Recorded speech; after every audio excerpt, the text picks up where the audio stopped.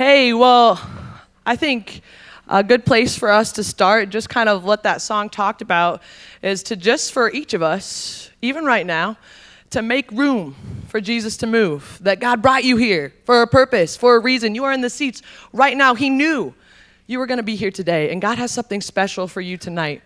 Tonight is going to be a little bit different. Normally it's Brad or myself or Tanner coming up to share and give a message, but we actually tonight wanted to do something a little different.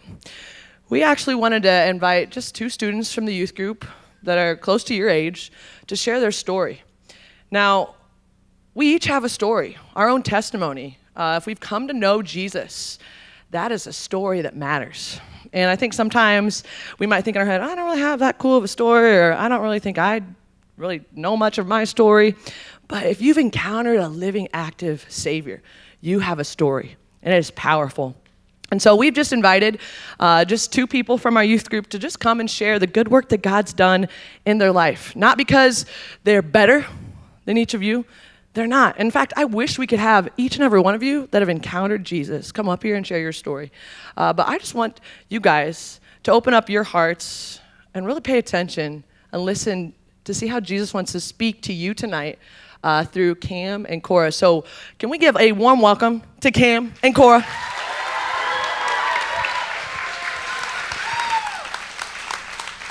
All right, so like Sav said, my name is Cora. I am a junior at Carroll High School.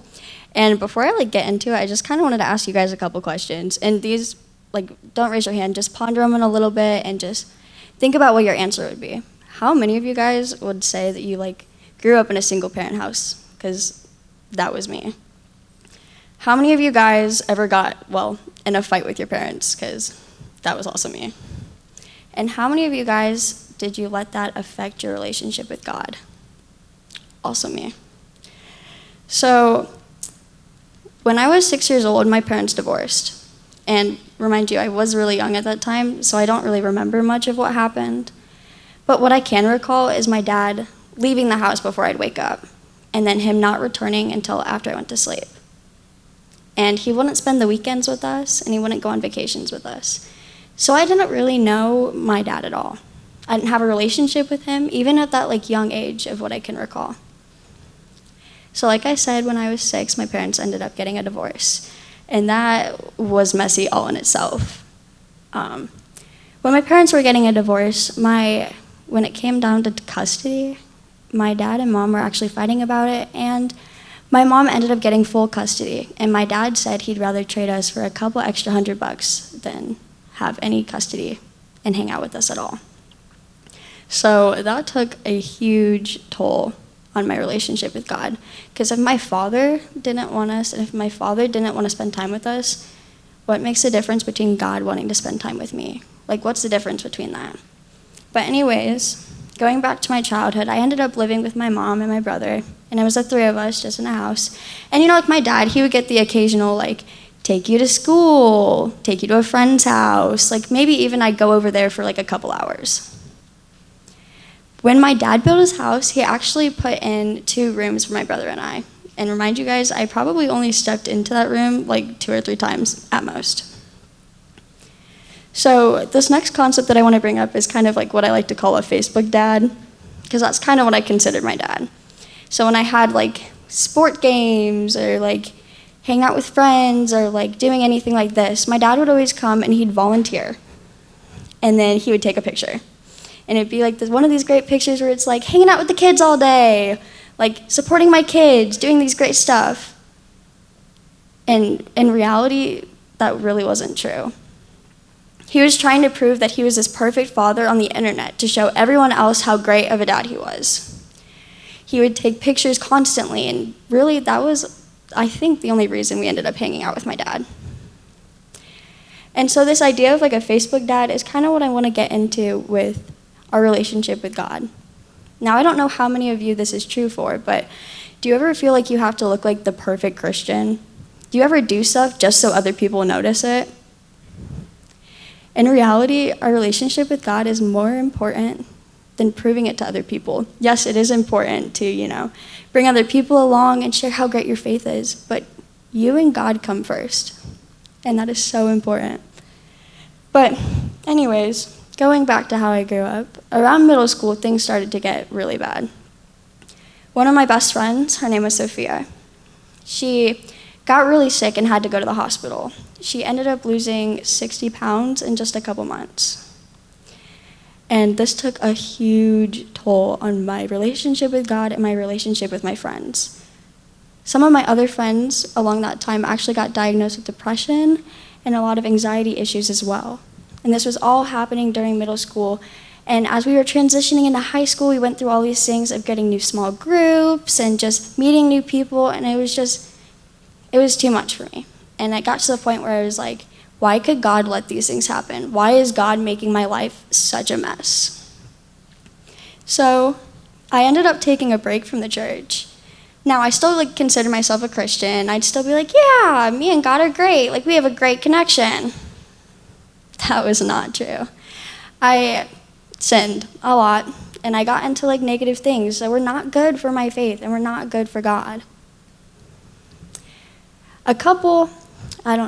Almost half a year ago now, my friend Anna Vi, she's here, but she invited me to come back to church. And remind you guys, it was 6 or 7 times where I'd say, no, I'm busy.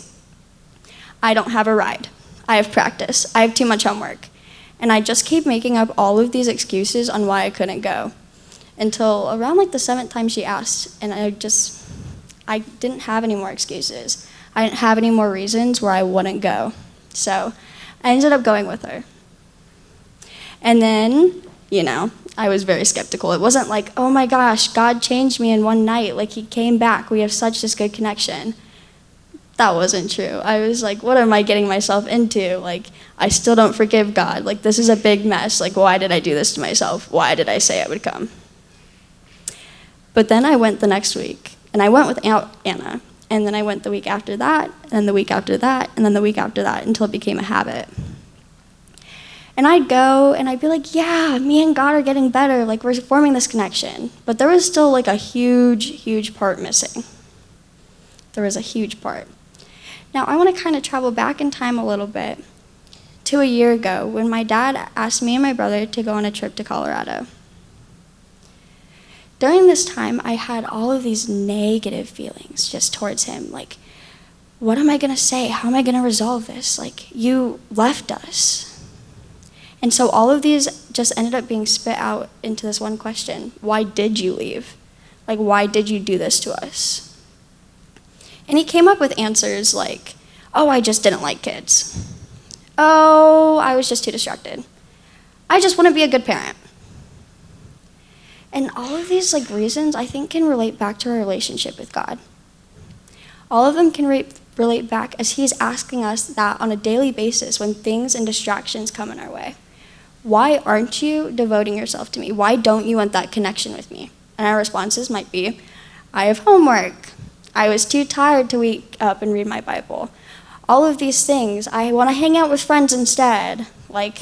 My practices are getting in my way. All of these distractions just play a huge part and toll on our relationship with God. So we're going to revisit this in a little bit, but just keep that in mind. When God asks us, why did you leave? What comes more important? But going back to that moment where I was going back to the church and I wanted this connection with God. I wanted to be with God, but something was missing.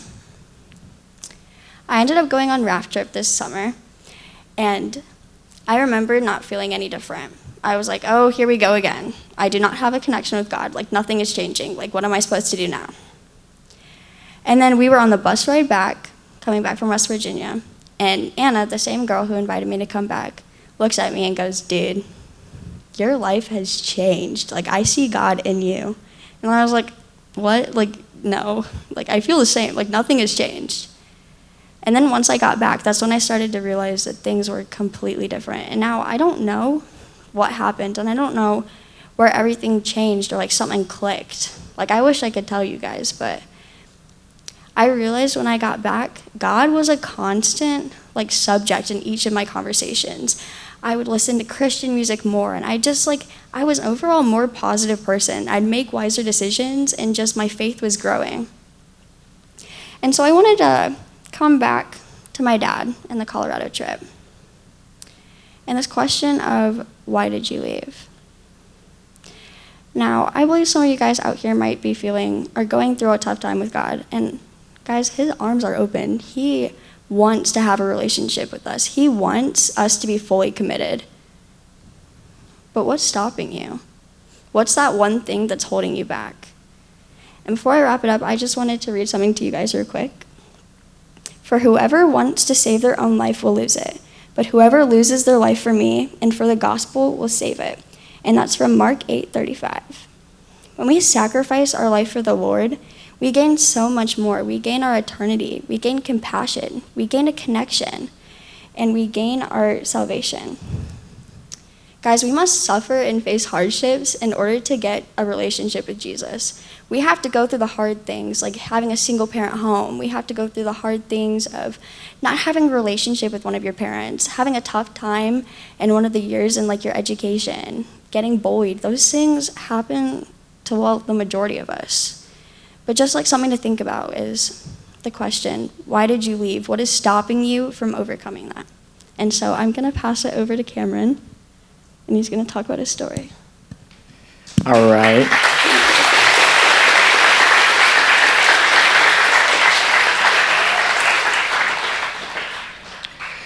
Okay, so yeah, that's what I was going to say. I was going to tell us put our hands together for Cora over here, but all right, so I'm Cameron, senior at Carroll, and before I start, I got a question. Don't answer it, rhetorical question. Why do bad things happen to good people? Everybody's got this question, but it's really hard to answer. All right, so before I was even in school, my parents would argue a lot. And, you know, everyone's parents argue. It's a normal thing. But it was physical. And I would hear screaming and fighting, and it was bad. So there's this one time I was just minding my own business. Boom, I hear screaming again. Normal thing in my household. And I look over. My dad picked up my mom and threw her against the wall. And he would not let her up. He kept throwing her down. And yeah, I shouldn't have seen that. I shouldn't have gone through that. But my mom got up. We're leaving. We left. You know, we got to hang out with my grandma. Kind of fun. Stay the night at your grandma's house for months. Then we go back. And it wasn't any better. So we stopped going to church. My parents got divorced.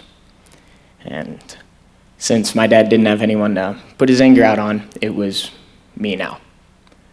I would get told all the time, I'm going to get beat into a bloody pulp. Those words stick in my head every day.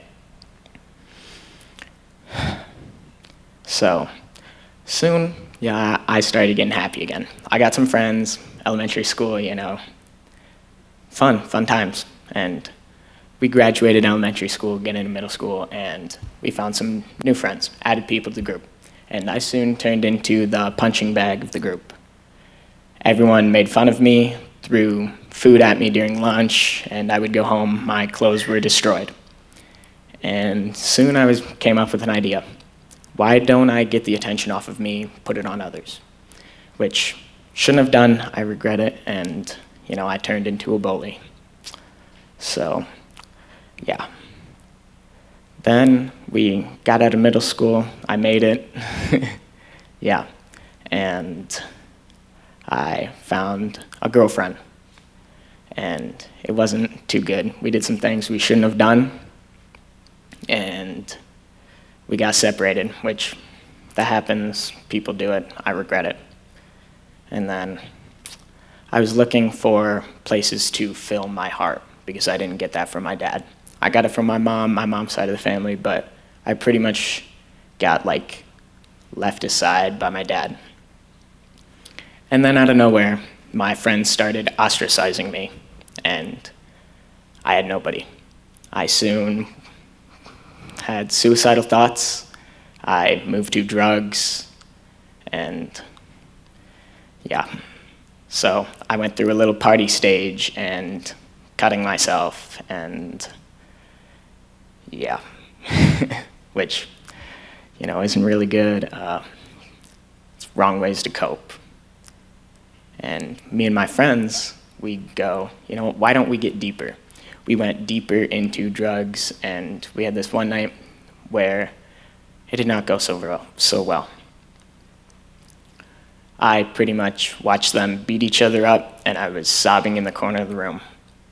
And for some reason, I did not believe in God at this time. Something took a hold of me. I got up and ran into the bathroom, stared at myself, and it wasn't me. And I prayed. I said, God, help me through this. Stay with us. Help me pull them together, myself together as well. And I'll submit my life to you. And I ran back out. These words stick in my head every day. God is with us. I told them that over and over and over. We got through it. I told them I was done, and I let them be. I went home, went to school the next day, and my buddy, Jack Denny, he told me to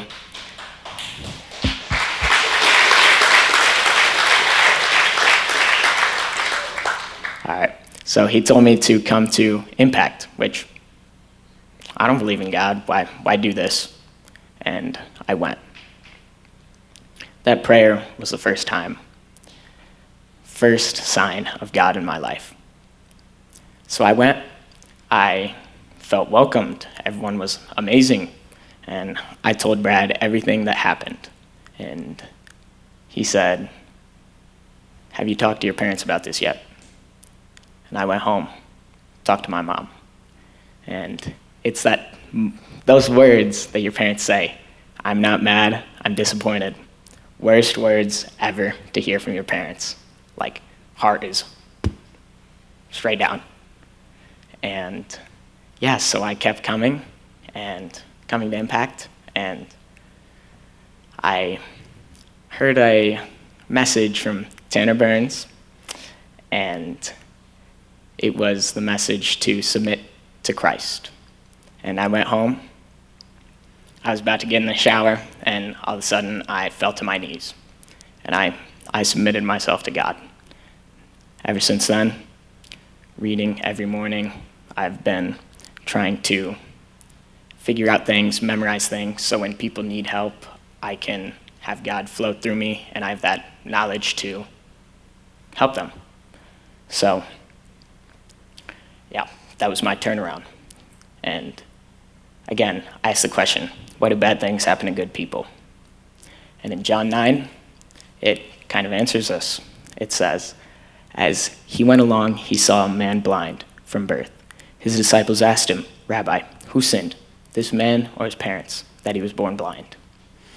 Jesus said, neither this man nor his parents sinned, but this happened so that the works of God might be displayed in him. So that's the answer to that question.